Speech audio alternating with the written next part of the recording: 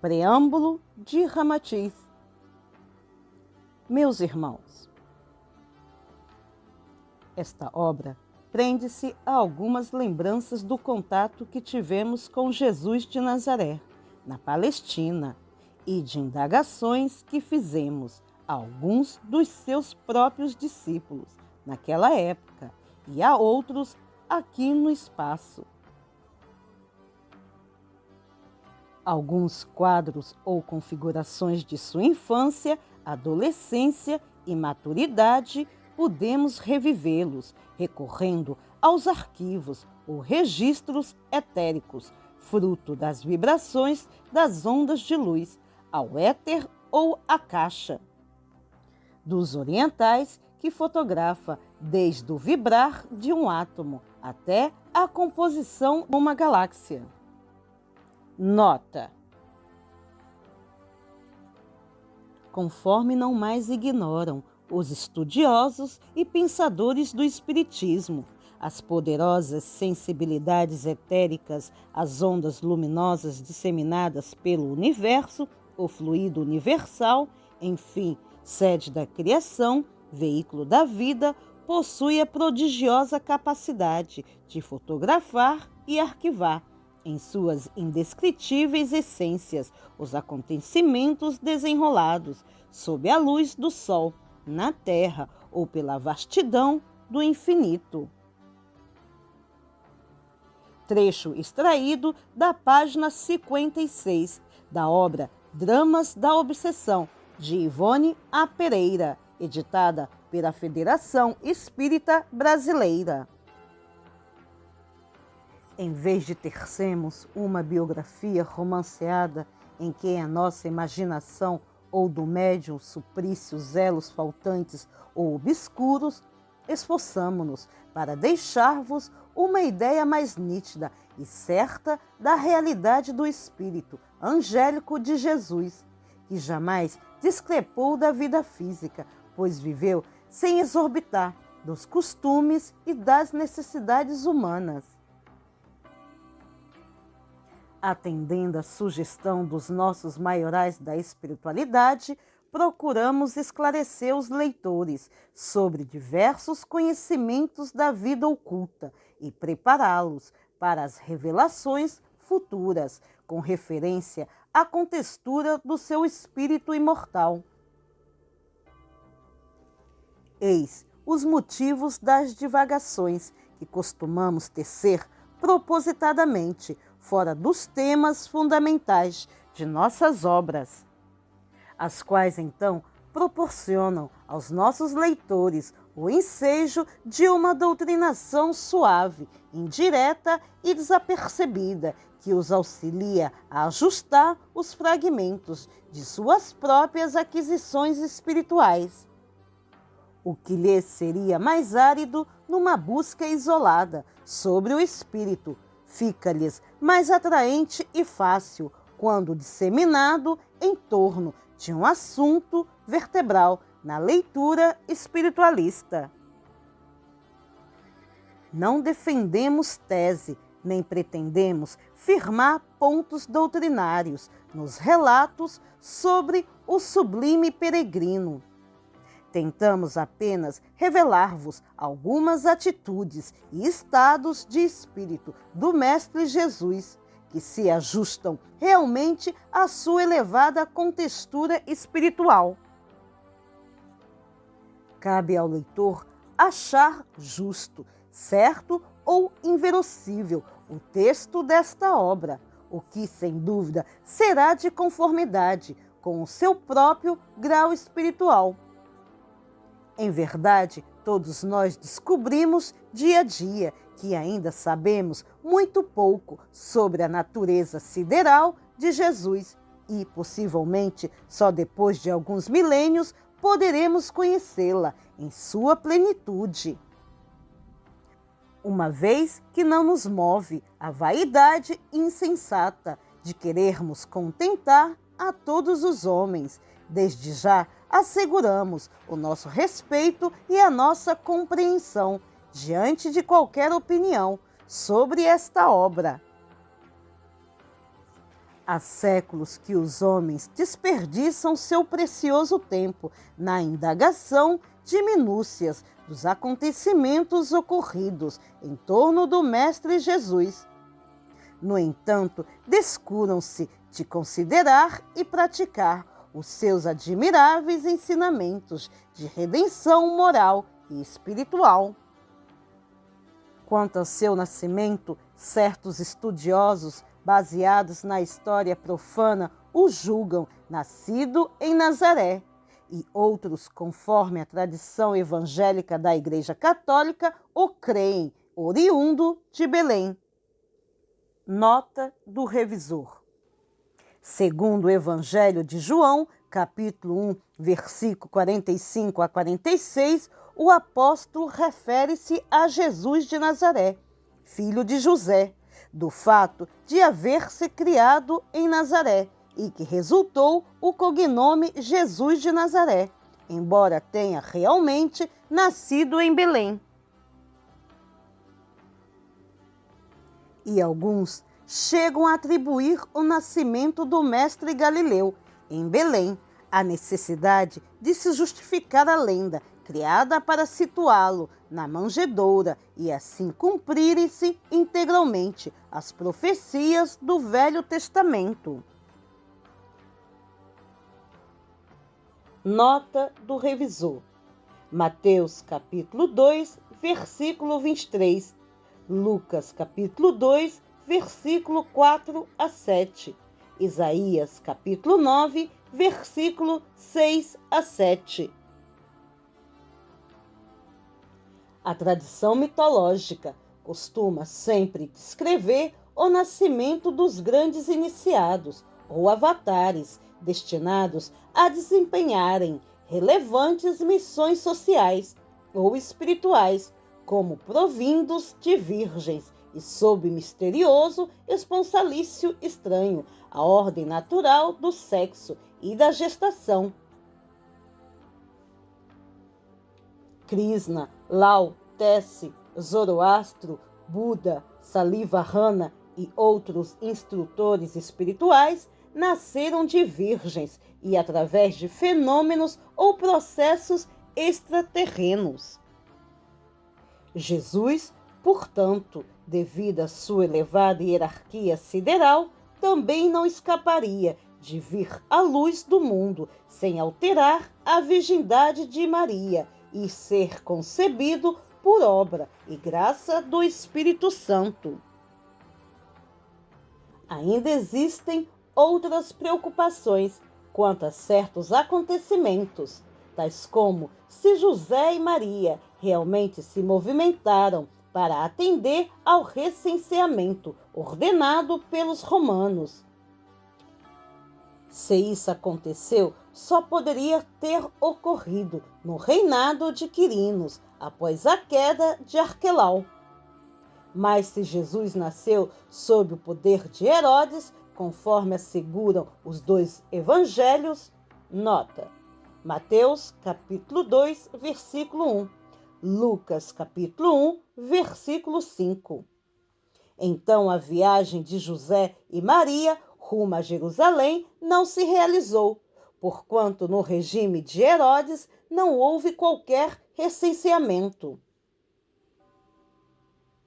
E ainda multiplicam-se as dúvidas ou discordâncias a respeito de Jesus, pois até os espíritas, apesar de mais esclarecidos quanto à verdadeira vida espiritual, também divergem sobre a natureza do corpo do Mestre. Uma parte admite Jesus com um corpo físico e sujeito às contingências comuns da vida carnal.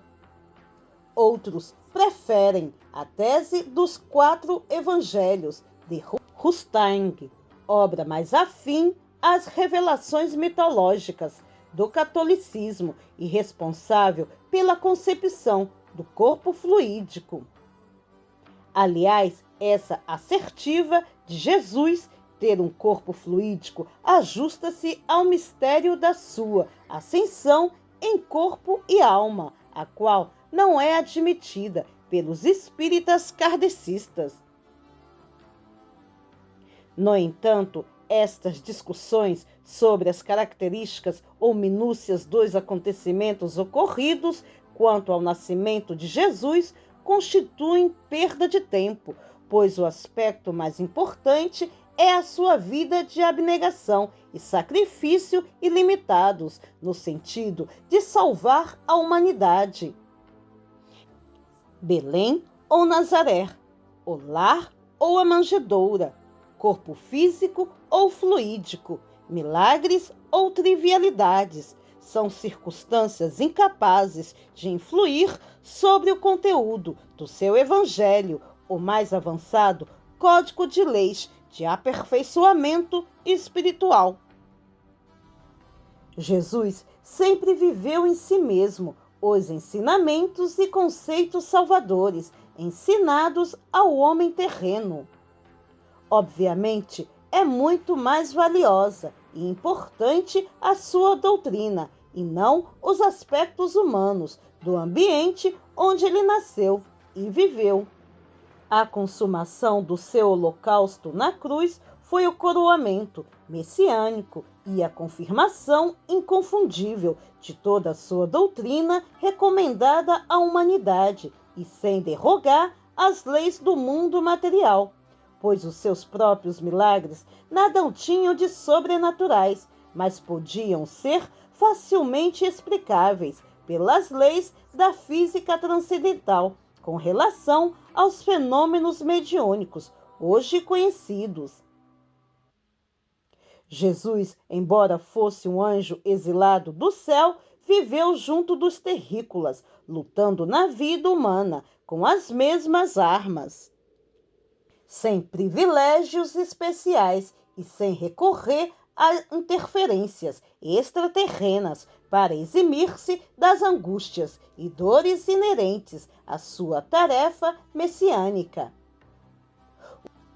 O seu programa na Terra destinou-se a libertar tanto o sábio e o rico, como o iletrado e o pobre.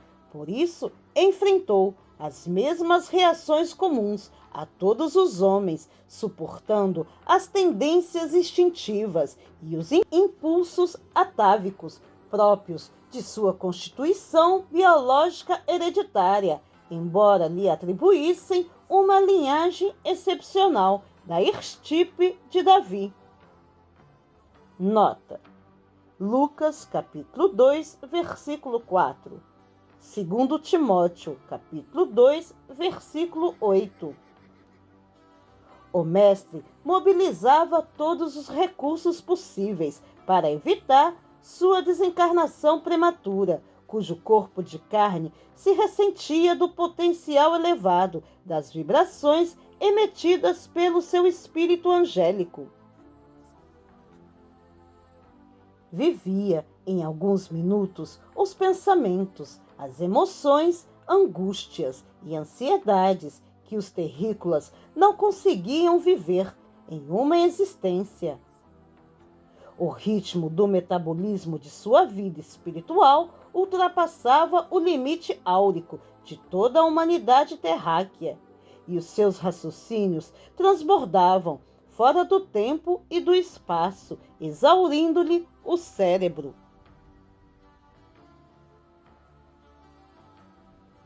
No seu hércules esforço para situar-se a contento na carne, Jesus assemelhava-se a um raio de sol tentando acomodar-se numa vasilha de barro.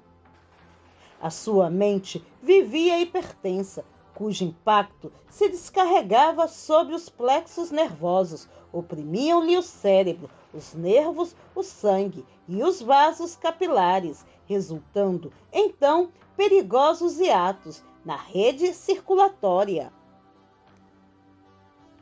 O turbilhão de pensamentos criadores vibrava e descia da superconsciência.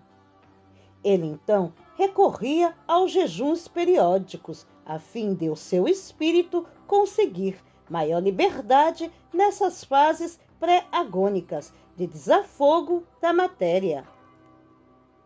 Outras vezes, o próprio organismo mobilizava recursos biológicos de emergência e vertia suor e sangue, compensando com essa descarga imediata de humores a perigosa tensão psicofísica, fruto do fabuloso potencial de energia espiritual a lhe prensar a carne frágil.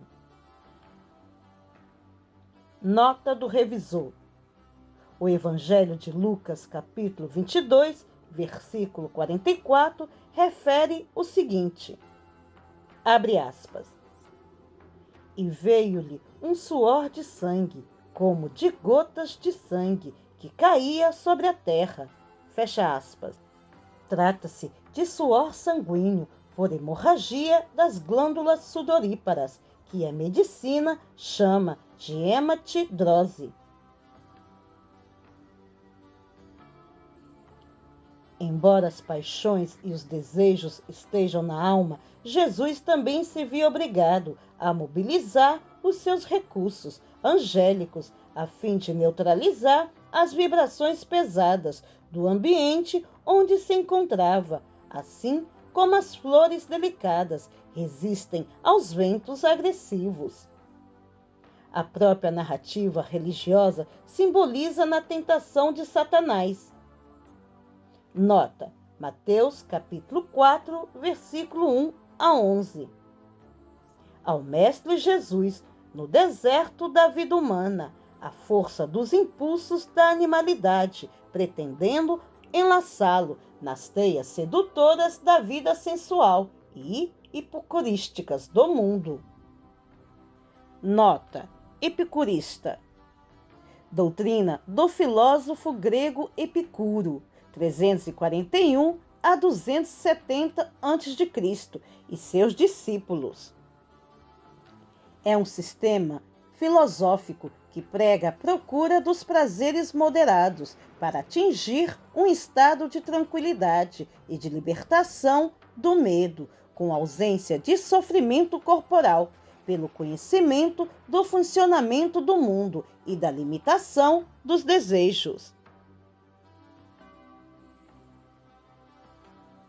Malgrado o terrícola ainda não possui sensibilidade moral apurada, em condições de avaliar o imenso sacrifício e abnegação despendidos por Jesus para descer aos charcos do vosso mundo.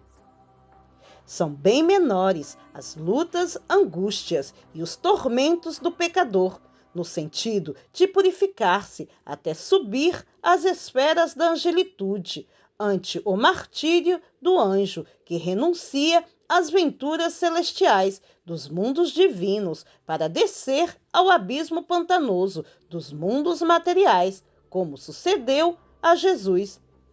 É bem mais fácil e cômodo despojarmos-nos dos trajes enlameados e tomarmos um banho refrescante do que vestirmos roupas pesadas e descermos a um fosso de lodo repulsivo e infeccionado.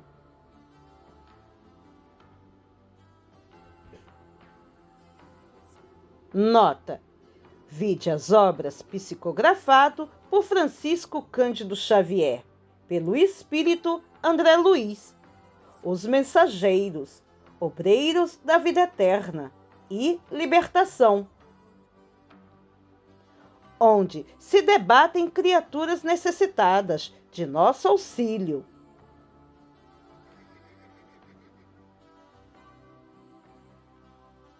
Paz e amor, Ramatiz.